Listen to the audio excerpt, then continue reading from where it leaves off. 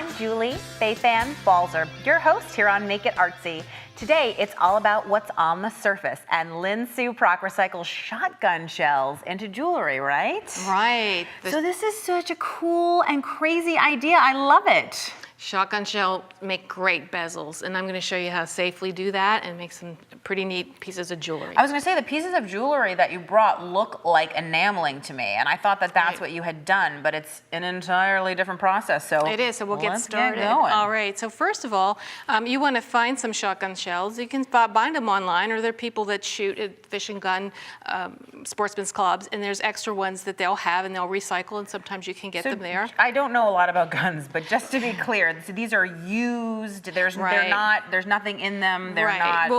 I'll show you this in a second. So you get your shells, and you want to have the ones that are once fired or shot already. And the way to do that double check is you look inside, and there's nothing in there. I can see it's absolutely empty. Nothing. And then on the back, there's a little pin in the middle, and there's a divot in that pin.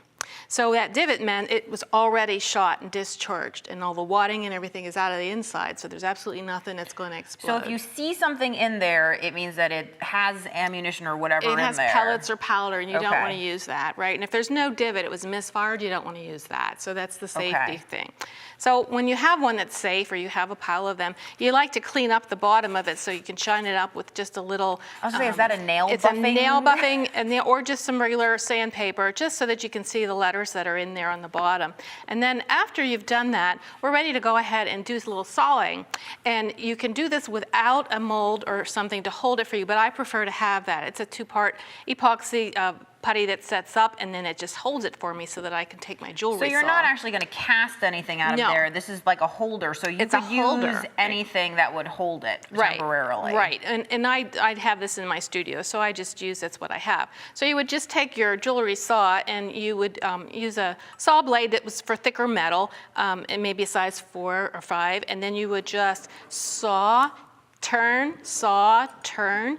In 2 pop songs worth of time, you've got that whole thing sawn through. I mean, that's how I've done it, so I know. So after you've done that and got it all separated, it doesn't look like much until you look really closely so that you can see there's So how can you tell that you've got it separated? And like if you think you have it separated but you're not sure, it doesn't hurt it if you pick it up and pull at it or anything? No, you just have to look really closely, and you'll see the plastic all the way through. So once you think you have that separated, then the tool part comes in, and safety again, so you want to wear goggles when you do this because you are separating metal. And I use lineman's pliers, and that means they're on the electric lines, the people that work, and there's a little depression or a hole there, and this is a large lineman's pliers, and you can buy them at the hardware store, but it holds that shotgun shell perfectly and safely because it's going to get hot. And do shotgun shells come in different sizes? Like, would you need different sizes of these pliers, or are they all like a uniform size? Well, there are different sizes. I use a 12-gauge shotgun shell because it makes a perfect size bezel, but there are smaller ones, and you could use smaller lineman's pliers if you wanted to separate them as well.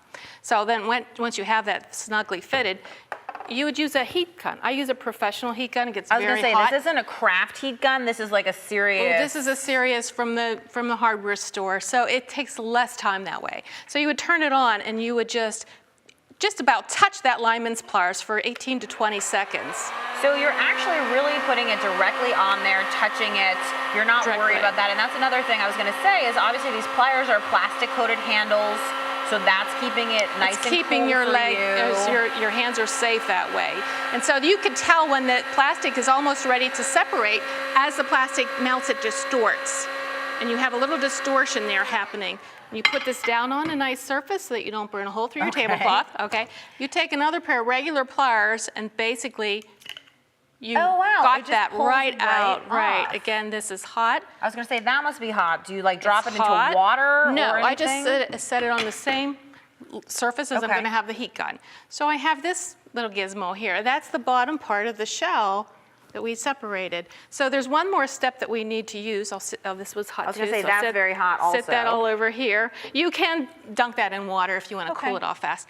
But here's one that's already cool. And there's a pin, that one pin that we saw the divot in at the beginning. We're going to get rid of that pin. And this is so easy peasy. So I have a nail set or a punch. So that, I was gonna say, is that like something you use for like embossing or for like setting a like rivet or something? If I want to tap in a nail on the wall at home, this is what I use. It's just it's a punch and it's metal. So you just give a tap and you have it out. right. And this is a can see it. hex. That's the other tool is our hex nut. You need something that pin will So it'll fall go down into, through. because obviously if Right. you did directly on this, how's it gonna fall out? Right, it won't fall out, that's correct. So then we have this nice little bezel, and they're over here. And so then I like to fill that bezel, so I'm going to use some 2-part resin. It's gonna cure pretty quickly.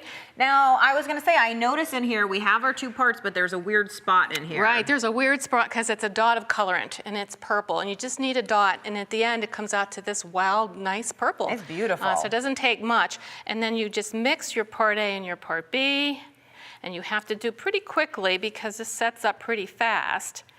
Which is also the good news, because it means that you're not waiting around forever and ever for it to harden, right? Right, and again, instant gratification. I'm an instant gratification kind of girl, totally and completely. Love it. So, okay, it doesn't really have to take long to mix. You'll start to feel it get warm.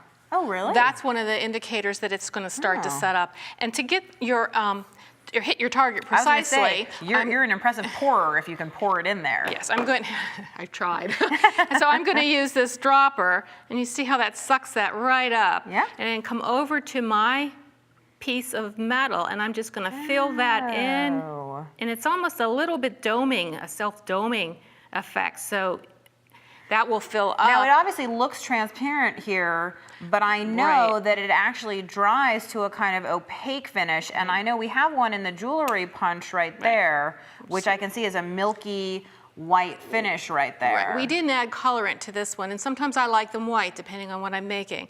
And this is a handheld screwed hole punch. It's a jewelry hole punch, and then you just set that in there, and then you just. I'm amazed it can go through all those layers. That's really cool. Not really very hard. You could tell it started to move, so it's already come out.